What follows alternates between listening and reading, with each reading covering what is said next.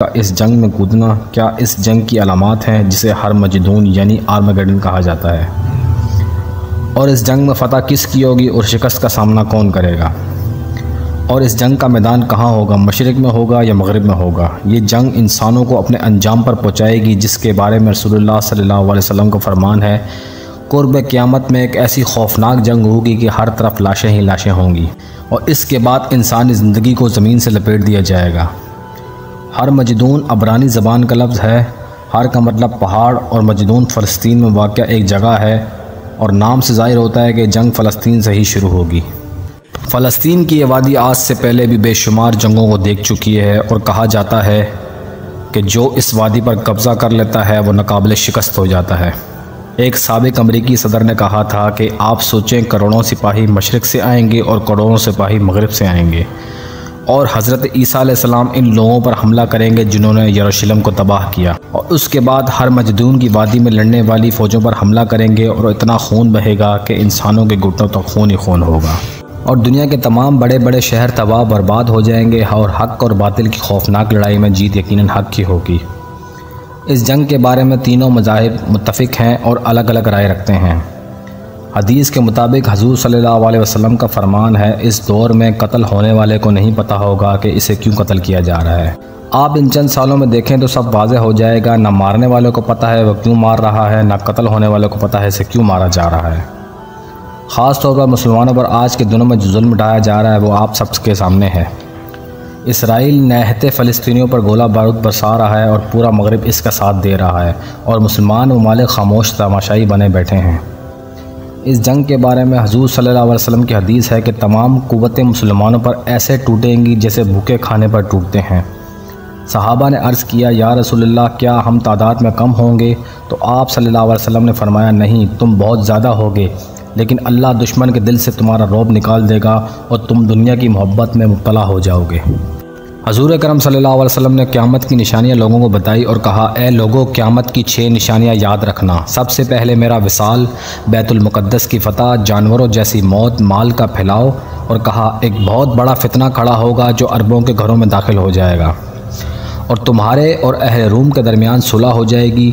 फिर वो बेवफाई करेंगे और 80 झंडे लेकर तुम पर चढ़ाई करेंगे। हर झंडे के नीचे 12,000 का लश्कर होगा। यहूदियों के मुताबिक हज़रत दानियाल अलैहिस्सलाम ज़मीन पर उतरेंगे जो इस मुश्किल की घड़ी में हमारी मदद करेंगे।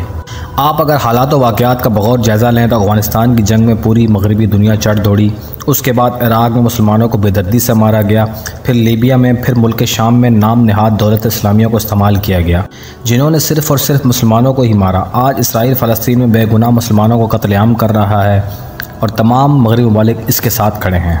चंद दिनों पहले यमन की हुसी मलेशिया ने इस जंग में कूदने का इशारा किया।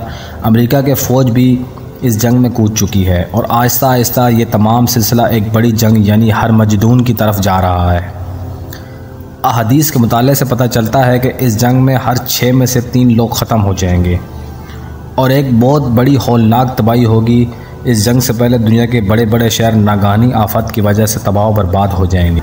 मुख्तलिफ़ अहादीस में बयान किया जाता है कि दुनिया में मुसलमानों के 3 शहर ऐसे होंगे कि इनमें एक तो 2 समंदरों के दरमियान होगा, दूसरा इराक़ के मकाम पर होगा और तीसरा शाम में होगा और वो मशरिक़ के लोगों को शिकस्त देगा। शहर के लोग 3 गिरोहों में बढ़ जाएंगे। एक गिरोह दज्जाल की पैरवी करेगा, यहाँ तक कि मोमिनीन उर्दुन और बैतुल मुक़द्दस में जमा हो जाएंगे। फिर दज्जाल फ़लस्तीन तक पहुँच जाएगा जहाँ मजदून की वादी होगी और इसके आसपास पहाड़ियाँ हैं। कहा जाता है कि दज्जाल के साथ यहूदियों के लश्कर की एक बहुत बड़ी तादाद होगी। हज़रत इब्ने अब्बास रज़ियल्लाहु ताला अन्हु फरमाते हैं कि दज्जाल की पैरवी सबसे पहले 70 या 1000 यहूदी करेंगे जिनके सब ऊन के कपड़े होंगे और इनके साथ जादूगर होंगे जो लोगों को गुमराह करेंगे। बिलाखिर मुसलमान बैतुल मुक़द्दस के एक पहाड़ जबल दखान पर महसूर हो जाएंगे और दज्जाल मुसलमानों का मुहासरा करेगा। जब मुहासरा तवील हो जाएगा तो मुसलमानों के अमीर इमाम मेहदी कहेंगे, अब किसका इंतज़ार है, इस सरकश से जंग करो ताकि फ़तह हो या शहादत हो। अगर हालात व वाक़यात को देखा जाए तो दज्जाल का ज़हूर करीब नज़र आता है। ये जंग इंसानियत के ख़ात्मे की जंग होगी। ये बात तो वाज़ेह है कि इस जंग में फ़तह मुसलमानों की होगी।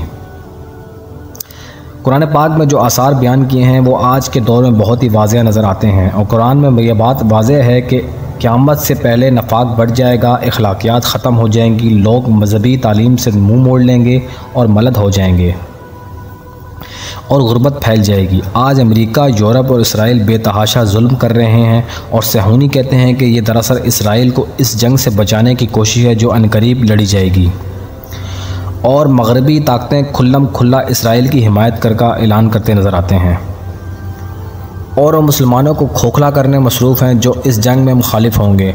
तो क्या सारी शैतानी क़ुव्वतें मिलकर खुदा के फ़ैसले को टाल सकती हैं? यकीनन नहीं, बल्कि ये जंग होकर रहेगी और इन लोगों की शिकस्त यकीनी है, और कब और कहाँ ये बात अल्लाह ताला की ज़ात के सिवा कोई नहीं जानता।